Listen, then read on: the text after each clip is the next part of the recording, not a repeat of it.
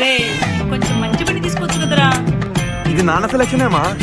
ఓ ఆయన సెలక్షనా? అయితే అంతంత మాత్రమే ఉంటుందిలే. నాన్న నేను నమ్మే సెలెక్ట్ చేసుకుంది కదా.